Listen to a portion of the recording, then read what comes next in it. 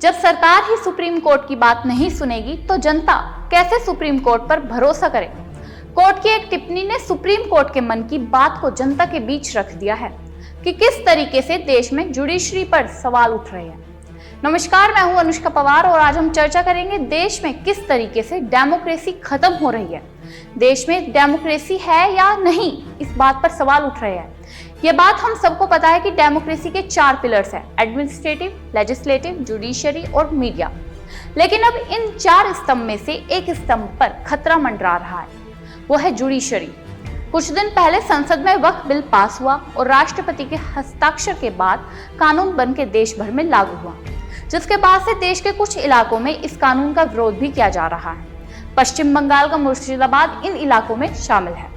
मुर्शिदाबाद में हिंसा हुई और लगभग 3 लोगों की मृत्यु का भी दावा किया जा रहा है, जिसके बाद से सुप्रीम कोर्ट में एक याचिका दायर की गई कि पश्चिम बंगाल में धारा 355 यानी 355 लागू होनी चाहिए।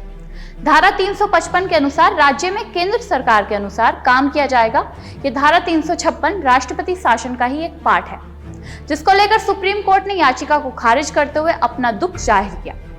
सुप्रीम कोर्ट ने कहा कि वक्फ से जुड़ी किसी भी मामले पर हम अपनी कोई भी कार्रवाई नहीं करेंगे, कोई भी टिप्पणी नहीं करेंगे। सुप्रीम कोर्ट ने कहा कि हम पर संसदीय और कार्यपालिका के अधिकार क्षेत्र में अतिक्रमण करने का आरोप पहले ही लगाया गया है और आप चाहते हैं कि हम केंद्र सरकार को निर्देश देने में परमादेश जारी करें। यह मामला शुरू तब हुआ था जब वरिष्ठ अधिवक्ता विष्णु शंकर जैन ने जस्टिस BR गवई की पीठ के आगे याचिका के बारे में बताया था। उन्होंने बंगाल को भारी दखल और आंतरिक अशांति से बचाने के लिए केंद्र सरकार से धारा 355 लागू करने की मांग की थी और याचिका दायर की थी, जिस पर जस्टिस गवई ने कहा कि आप चाहते हैं कि हम केंद्र को परमादेश जारी करें। वैसे भी हम पर संसदीय और कार्यपालिका के काम में दखलंदाजी करने का आरोप लगाया हुआ है। कोर्ट की इस बात से तो ऐसा लग रहा था कि गवई की राष्ट्रपति के विधेयकों को समय पर मंजूरी देने के विवाद की ओर इशारा वह कर रहे हैं।